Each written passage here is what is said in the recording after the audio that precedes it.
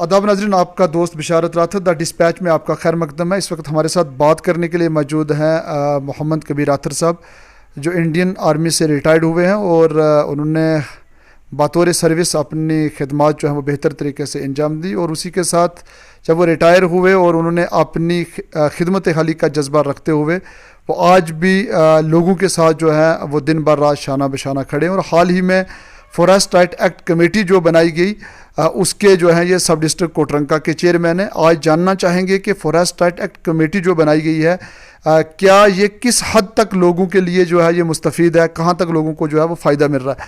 कबीर साहब खैर मकदम है आपका द डिस्पैच में। बहुत बहुत शुक्रिया बिशारत राथर साहब। कबीर साहब, आप हमें बताना चाहेंगे कि फॉरेस्ट राइट एक्ट 2006 जो है इसके हवाले से आप बताना चाहेंगे कि ये कितने फ़ायदा मंद है और इससे कितने लोगों को जो है वो फ़ायदा होने जा रहा है। जी, मैं आपके माध्यम से ये बताना चाहूँगा कि ये जो एक्ट है फॉरेस्ट राइट एक्ट 2006, ये वाकई हमारी ज़रूरत थी, हमारे लोगों की ज़रूरत थी। वो लोग जो खाना बदोश लोग थे, जिनके पास अपनी ज़मीनें नहीं थी, कोई पहचान नहीं थी, तो उनको एक पहचान देने के लिए, उनको कहीं मुकीम करने के लिए इस एक्ट की बेहद ज़रूरत थी। तो ये एक्ट हमारे लिए काफ़ी फ़ायदेमंद है, जो लोग खाना बदोश हैं उनके लिए।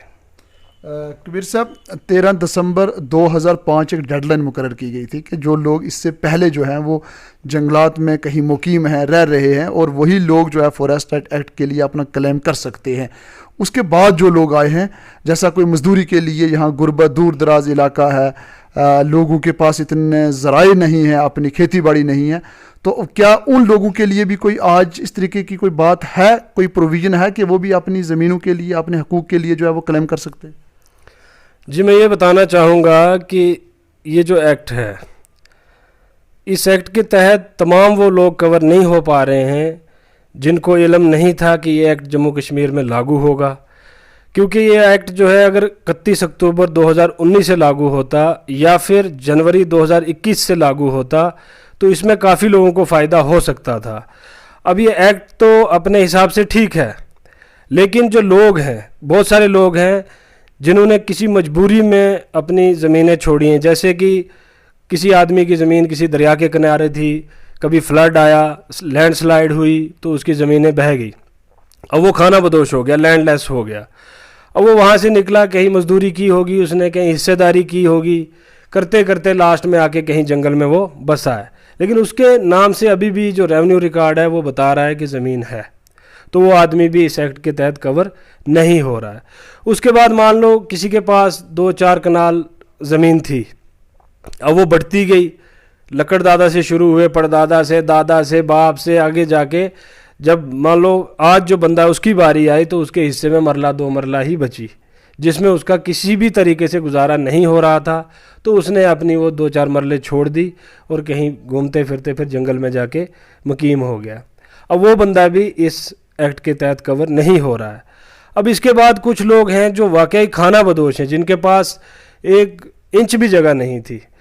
उन्होंने क्या किया, जब उनके बच्चे पढ़ रहे थे तो उन्होंने सोचा कि हमें डॉक्यूमेंट्स के लिए कुछ रिकॉर्ड की ज़रूरत है, तो उन्होंने किसी रिश्तेदारी में अपने किसी अच्छे वेल विशर को कहा कि आप मुझे 1-2 मरला ज़मीन मेरे नाम कर दें ताकि मैं उसकी नकल वगैरह लेके अपना कोई डॉक्यूमेंट बनवा लूँ। अब उसने डॉक्यूमेंट बनवाए तो वो बच्चों के फ्यूचर के लिए बड़े ज़रूरी थे, लेकिन आज जब ये एक्ट इम्प्लीमेंट हो रहा है तो वो बंदा इस एक्ट से मरहूम हो रहा है, इससे जो फ़ायदा हो रहा है उससे वो फ़ायदा नहीं ले पा रहा है। तो इस तरह की दिक्कतें आ रही हैं। उसके बाद जो ये 13 दिसंबर 2005 इसकी कट ऑफ डेट रखी है, तो ये डेट जो है मुनासिब नहीं है, क्योंकि लोगों को नहीं पता था कि ये एक्ट यहाँ लागू होगा। अगर ये 13 दिसंबर 2005 से है तो ये 15 अगस्त 1947 से भी हो सकता था, 13 दिसंबर ही क्यों? तो मेरा ये यहाँ में एक मुतालबा है। तो मैं गुजारिश करूँगा जो भी हमारे गरीबों की आवाज़ हैं, हमारे जो सियासी लीडर हैं, तो मेरी इस आवाज़ को वो पार्लियामेंट तक पहुँचाएँ और इसमें तरमीम करें। ये डेट जो है ये तब्दील होनी चाहिए, या तो 31 अक्टूबर 2019 से होनी चाहिए या जनवरी 2021 से होनी चाहिए। दूसरी इसमें एक बात है, जो इसमें एक डिफ्रेंशिएशन रखा है, एक भेदभाव रखा है एसटी नॉन एसटी। मींस जो एसटी है वो 13 दिसंबर 2005 से पहले मुकीम होना चाहिए, और जो नॉन एसटी है, अदर देन एसटी है, وہ 75 سال یا 3 پیڑھیوں سے وہاں جنگلات کی زمین پر قابض ہونا چاہیے. تو جب دونوں شخص لینڈ لیس ہیں, دونوں شخص جو ہیں وہ سیم سٹیٹس سے بلونگ کرتے ہیں, تو پھر یہ بھید بھاؤ کیوں ہے؟ یہ بھید بھاؤ نہیں ہونا چاہیے. تو جب ہم گراؤنڈ میں کام کر رہے ہیں تو ہمیں اس طرح کی کافی مشکلات کا سامنا کرنا پڑ رہا ہے. تو اس ایکٹ کا فائدہ ہے, لیکن صرف انہی لوگوں کو ہے جو آج تک نہ پڑھے ہیں, نہ اسکول گئے ہیں, نہ کسی گورنمنٹ کے کسی بھی ادارے سے جڑے ہیں, جو بالکل آج تک جنگلوں میں ہی ہیں. تو انہی کو فائدہ ہو رہا ہے. اگر کسی نے پڑھائی حاصل کرنا شروع کی, اس نے کوئی سرٹیفکیٹ بنوا لیا کسی کا 2 مرلے کہیں سے, مطلب اپنے آپسی سمجھوتے سے, تو وہ بندہ بھی اس سے ونچت رہ رہا ہے. کبیر صاحب, جیسا آپ نے کہا کہ 13 دسمبر اس کی ایک ڈیٹ رکھی گئی, 2 ایس ٹی اور نان ایس ٹی کی بات بھی آپ نے کی. یہاں دن بھر ہم دیکھتے رہتے ہیں, کبھی جب ہمارا گزر آپ کے آفس سے کی ہوتا ہے, اس کے آگے پیچھے کافی لوگوں کی بھیڑ جو ہے وہ آپ کے آفس میں ہمیں دکھائی دے رہی ہے. اور کہیں اس وقت تک کوٹرنکا کے کتنے کیس جو ہیں کلیم آپ کے پاس آئے ہیں جو شروع میں, اور آج جب ویریفیکیشن ان کی ہوئی, جیسے تمام ڈپارٹمنٹس میں اے ڈی سی کو بھی ان کا ایک کمیٹی ممبر رکھا گیا ہے, اس میں ریونیو ڈپارٹمنٹ, سارے ڈپارٹمنٹ نے مل جل کر ایک کمیٹی تشکیل دی گئی ہے, اور اس وقت فائنل کیس جو ہیں وہ آپ کے پاس کتنے ہیں؟ جی دیکھیے, جب سے ہم یہ کام کر رہے ہیں تو ہمارے ساتھ ریونیو ہو, فریسٹ ہو, بہت تعاون دے رہے ہیں ہمارے ساتھ. اور میں بھی خود دن رات لگا ہوں, کیونکہ میں خود ایک ایسی سوچ رکھتا ہوں کہ ہم سب کو مل کر ایک ٹیم ورک کی طرح کام کرنا چاہیے. یہ دیش ہمارا ہے, یہ لوگ ہمارے ہیں. ہمیں صرف کمپلینس یا صرف شکایت کرنے سے بہتر ہے کہ ہم بھی کسی مہم کا حصہ بنیں اور دیش کو بلڈ کرنے میں ہم بھی اپنا یوگدان دیں. تو جہاں تک اس کا سوال ہے ایف آر اے کا, تو میں پچھلے 2 مہینے سے تو لگاتار اسی کام پہ فوکس کر رہا ہوں. تو میرے یہاں لگ بھگ 300 تک کلیم سبمٹ ہوئے تھے, فارم اے بی اور فارم بی. تو اس میں سے چھانٹ کاٹ کے ابھی جو ہے میرے پاس 28 کلیم ہیں فارم اے کے, جو بالکل لینڈ لیس لوگ ہیں, انڈیویجول کلیم جس کو کہیں گے ہم. تو اس میں سے میں نے 14 کلیم جو سبمٹ کیے ہیں ایس ڈی ایل سی کو, سب ڈویژن لیول کمیٹی کو. تو وہاں پہ بھی ان کی ویریفیکیشن چل رہی ہے.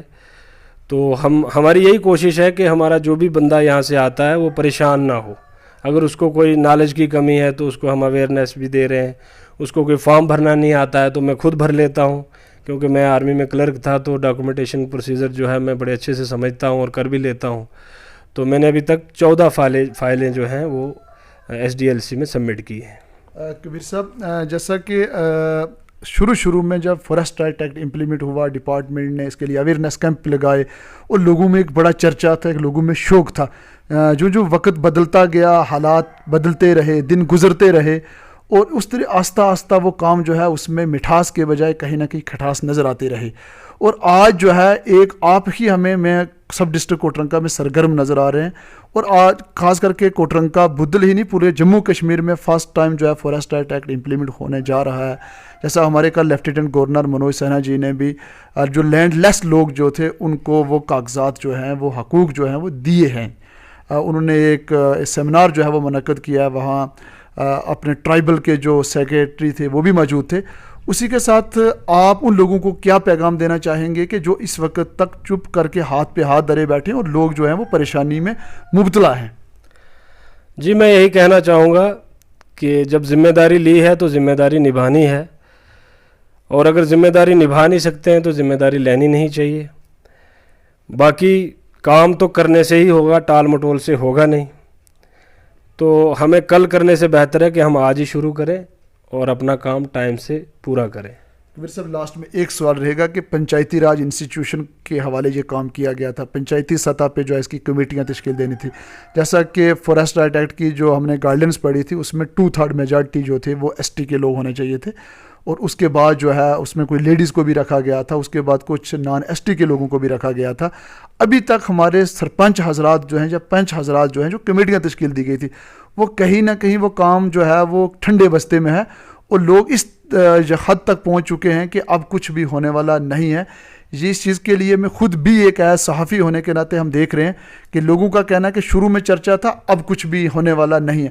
آج کے اس انٹرویو سے جب لوگ اس کو دیکھیں گے اور لوگوں میں دوبارہ سے ایک امید جاگے گی کہ کہیں نہ کہیں یہ کلیم جو ہے، یہ بات چیز جو ہے، یہ فارسٹ رائٹ ایکٹ یہ ابھی زندہ ہے، چل رہا ہے، اور لوگوں کو اپنے حقوق جو ہیں وہ آخری دم تک ضرور امید ہے کہ ملیں اس کے حوالے سے۔ جی اس میں یہی ہے کہ مان لو کچھ لوگ ہیں، کمیٹیاں بنی ہیں یا کام نہیں کر پا رہے ہیں، جانکاری نہیں ہے، تو میں کھلے عام کہتا ہوں میرا آپ کانٹیکٹ نمبر لے لیں، آپ کبھی مجھ سے سمپرک کریں، میں 24 گھنٹے تیار ہوں کسی کی بھی مدد کرنے کے لیے۔ یہ نہیں کہ صرف with in the panchayat, out of the panchayat بھی جتنی ایف آر سیز ہیں، ان کے چیئرمین ہیں، سیکریٹری ہیں، ممبر ہیں، یا کوئی بینیفیشری ہے، وہ بھی مجھ سے آتے رہتے ہیں لوگ، میرے پاس کافی لوگ آتے ہیں، پوچھتے ہیں، میں بتاتا بھی ہوں، کئیوں کو میں فارم بھر کے دیتا ہوں، کئیوں کو پورا ڈاکومنٹس بتاتا ہوں کیا کیا لگانا ہے، کیسے لگانا ہے۔ تو میں تمام جو بھی میرے گرد و نواح پنچایت ہیں، ان کے جو بھی ایف آر سیز کے ممبرس ہیں، چیئرمین ہیں، میں ان سے بھی اپیل کرتا ہوں اگر کہیں پرابلم آ رہی ہے تو آپ مجھ سے سمپرک کریں۔ بہت سارے لوگ مجھ سے سمپرک کر بھی رہے ہیں، اب جب دباؤ بنا ہے تو ان کو لگا کہ کام تو کرنا ہی پڑے گا، تو شاید ان کو مشکل آ رہی تھی کوئی، تو میرے ساتھ سمپرک میں ہیں، وہ کر رہے ہیں، اور جو نہیں ہیں ان سے بھی کہتا ہوں کہ آپ بھی مجھ سے سمپرک کریں، کوئی بڑی دقت نہیں ہے۔